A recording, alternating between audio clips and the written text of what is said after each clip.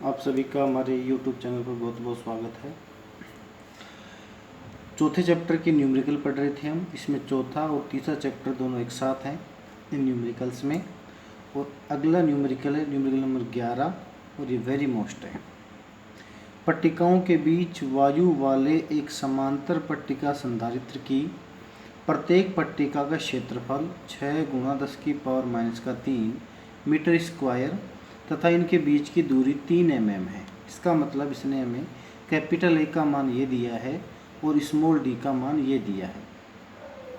संधारित्र की धारिता को परिकलित कीजिए।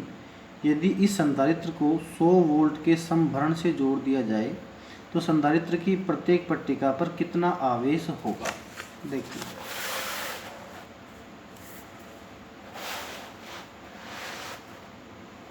समांतर प्लेट संधारित्र की जो धारिता होगी वो होती है, सबसे पहले यहाँ सवाल में दे रखा है कि ए का मान 6 × 10⁻³ मीटर स्क्वायर है, डी का मान 3 mm है, mm का मतलब मिलीमीटर है और मिलीमीटर को मीटर में बदलने के लिए 10⁻³ से मल्टीप्लाई करते हैं और सी की वैल्यू ये हमसे पूछना चाह रहा है।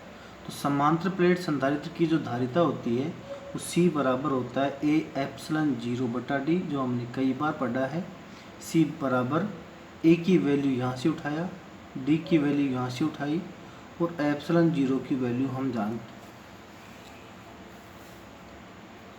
तो हमने रख दिया 6 × 10⁻³ 8.85 × 10⁻12 बटा 3 × 10⁻³ 3 दूनी 6 हो गया, 10⁻³ से 10⁻³ भी कट गया। अब 8.85 को जब 2 से गुणा करेंगे 17.70 आ गया और 10⁻12 ऐसे की ऐसे। और आपको पहले ही बताया था मैंने कि 10⁻12 को पिको से लिखते हैं, इसलिए सी बराबर हो गया 17.7 पिको फैरेड आंसर। प्रत्येक प्लेट पर उपस्थित आवेश सी बराबर होता है Q/V या फिर Q बराबर हो गया CV। तो Q बराबर यहाँ CV लगा दिया। V का मान सवाल ने 100 वोल्ट दे रखा था, C का मान हमने अभी अभी फाइंड आउट किया है, दोनों वैल्यू यहाँ रख दी और ये हो गया 17.7 × 10⁻10 कूलम आंसर। अगला क्वेश्चन देखिए कि 12 पिको फैरेड का एक संधारित्र 50 वोल्ट की बैटरी से जुड़ा है। संधारित्र में कितनी स्थिर वैद्युत ऊर्जा संचित है। देखिएगा, C का मान 12 पिको फैरेड अर्थात 12 × 10⁻12 फैरेड है। V का मान सवाल ने 50 वोल्ट दिया था और U की वैल्यू ये हमसे पूछना चाह रहा है। और संधारित्र में संचित ऊर्जा का फॉर्मूला हमने पढ़ा था, U बराबर 1/2 CV², आपको याद होगा। तो U बराबर 1/2, C की वैल्यू रखी और V की वैल्यू रखी, मल्टीप्लाई किया, 2 से 12 काटा तो 6 आ गया। तो 6 5 5 ये उतारा, 2 जीरो से ये 10⁻10 बन गया। तो 6 5 30 और 30 5 150 गुणा 10⁻10 बन जाएगा। और ये हो गया 150 × 10⁻10 या 15 × 10⁻9 या 1.5 × 10⁻8 जो। अगला क्वेश्चन ये भी वेरी मोस्ट है, एग्जाम में पूछा हुआ है, इसलिए इसे आपको ध्यान से समझना होगा कि निम्न संयोजनों में P तथा N के मध्य तुल्य धारिता का मान ज्ञात कीजिए। क्लियर। तो ये देखिएगा, इसमें हमारे पास 1 2 3 4 और 5 कैपेसिटर जुड़े हुए हैं और पांचों कैपेसिटरों की वजह से तुल्य धारिता क्या होगी उसकी बात हम यहाँ पढ़ने जा रहे हैं। तो देखिएगा कि दिए गए, यहाँ से सॉल्यूशन शुरू है इसका, कि दिए गए परिपथ चित्र को निम्न प्रकार बनाया जा सकता है। हमारी इस बुक में जब भी ये ऐसे 5 कैपेसिटर दिए हुए हों तो हम उसे व्हीटस्टोन ब्रिज के रूप में बना सकते हैं। हालांकि व्हीटस्टोन ब्रिज अभी तक आपको पढ़ाया नहीं है, अगले पाठ में वो आएगा। तो व्हीटस्टोन ब्रिज में ऐसा एक संरचना होती है जिसमें 4 भुजा होती है। चारों भुजाओं में 4 कैपेसिटर लगे हुए हैं किसी और क्वेश्चन में यहाँ कैपेसिटर की जगह प्रतिरोध भी लगे हो सकते हैं, और जब ऐसा हो जाएगा उस स्थिति में यहाँ भी C कैपेसिटर है, यहाँ भी C कैपेसिटर है। इस वजह से जितनी वोल्टेज यहाँ रहेगी उतनी ही वोल्टेज यहाँ रहती है, अर्थात यहाँ अगर 10 वोल्ट है तो यहाँ भी 10 वोल्ट रहेगा। और जब दोनों जगह वोल्टेज समान है तो इस भुजा में कोई करंट फ्लो नहीं होगा, क्योंकि वोल्टेज जो है वो विद्युत धारा जो है वो अधिक वोल्टेज वाले सिरे से निम्न वोल्टेज वाले सिरे की ओर प्रवाहित होती है। क्योंकि यहाँ वोल्टेज इक्वल है इसलिए इस भुजा में कोई करंट नहीं बहेगा। तो हम अगले स्टेप में इस भुजा को हटा सकते हैं।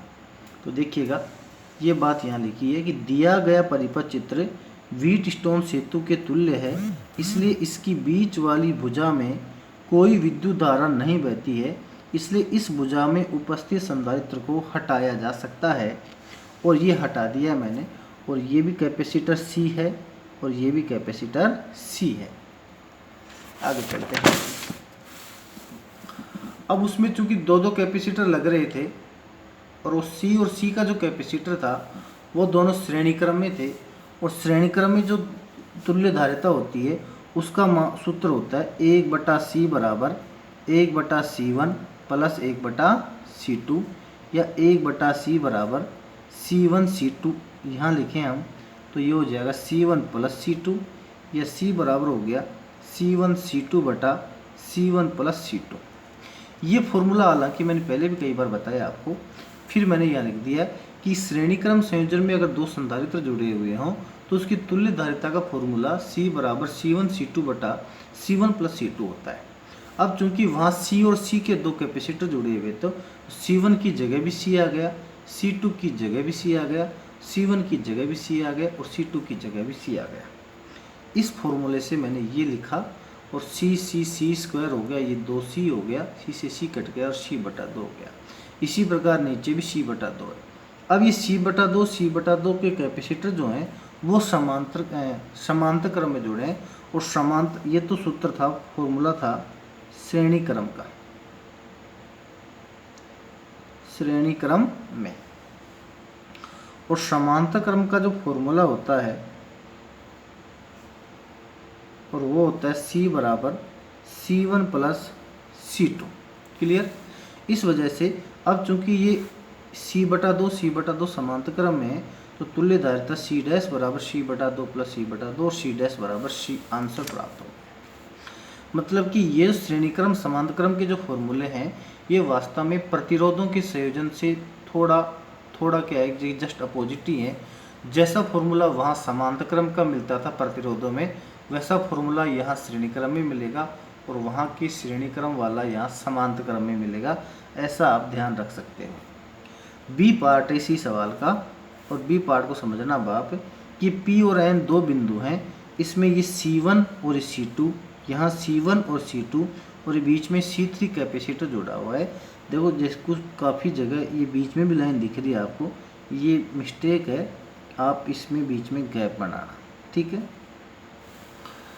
अब आगे देखें हम, अब इसमें ये C1 C2 किस क्रम में थे, इसको ऐसे बना दिया, C1 C2 को ऐसे की बजाय यहाँ लिख दिया ताकि स्पष्ट रूप से आपको श्रेणी क्रम में नज़र आ जाए।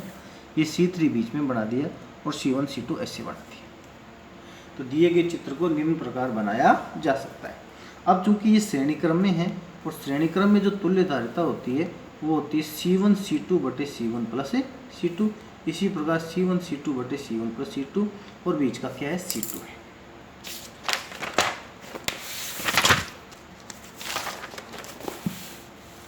आगे चलते हैं। तो P और N के मध्य तुल्य धारिता जो है वो C बराबर रहेगी, C बराबर, देखो ये तीन कैपेसिटर थे और तीनों कैपेसिटर वहाँ समांतर क्रम में जुड़े हुए थे, और समांतर क्रम में जो तुल्य धारिता होती है C1 plus C2 plus C3 होती है। तो C1 की जगह ये रखा, C2 की जगह ये रखा और C3 की जगह ये रखा। इसको सोल्व करें, ये दोनों सेम थे तो ये 2C1 C2 बटे C1 प्लस C2 हो गया, C3 का C3 हो गया। अब चूंकि सवाल में कहा था कि C1 की वैल्यू कितनी है, 2 माइक्रोफैरड है। क्या कह रहा था मैं देखता हूँ, इसमें तो कहीं जिक्र भी नहीं था।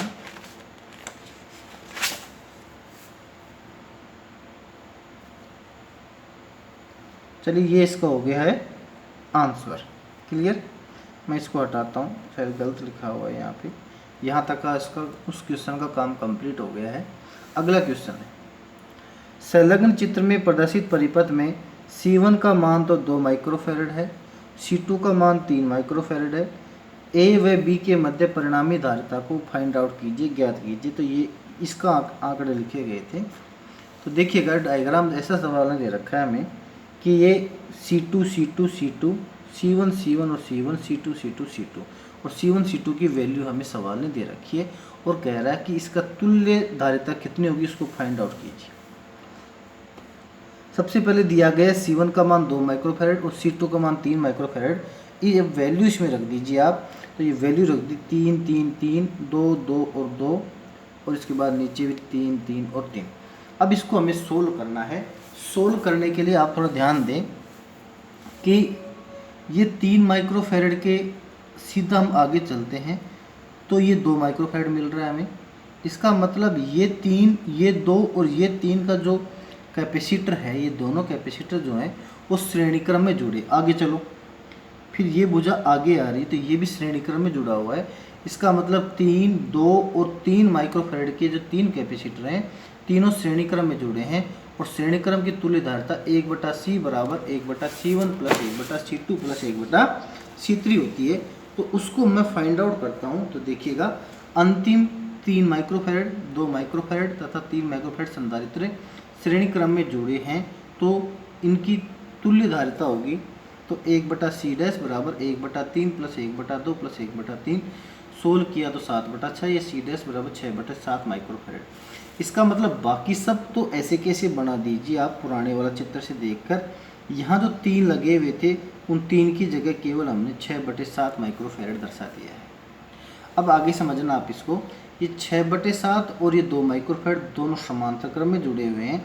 इस वजह से अब इसके देखो यहाँ 2 माइक्रोफैरड और 6/7 माइक्रोफैरड समांतर क्रम में जुड़े हुए हैं तो इनकी तुल्य धारिता हो जाएगी C डबल डैश बराबर समांतर क्रम का सूत्र C1 प्लस C2 होता है 2 प्लस 6/7 या 14 प्लस 6/7 या 20/7 माइक्रोफैरड। इसका मतलब ये हो गया कि इन दोनों की जगह मैं 20/7 माइक्रोफैरड का कैपेसिटर बना सकता हूँ। तो ये और ये और ये और ये तो सेम ऐसे कैसे बना दीजिएगा और इन दोनों की जगह मुझे अब 20/7 माइक्रोफैरड का डायग्राम बनाना है। तो देखिएगा बाकी सब मैंने सेम बना दिया और ये 20/7 का यहाँ पर लगा दिया। आगे चलते हैं।